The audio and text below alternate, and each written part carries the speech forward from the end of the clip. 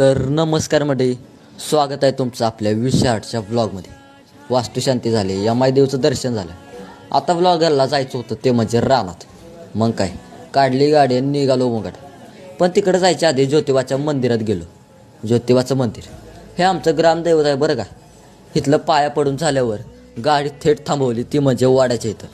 वाड्याला एवढं सगळं पाणी बघून म्हणलं 100% वावर हिरवळ असणार. वावरात एवढी सगळी हिरवळ बघून फोन काय शांत राहिना. मग काय, व्लॉगसाठी शूटिंग केली.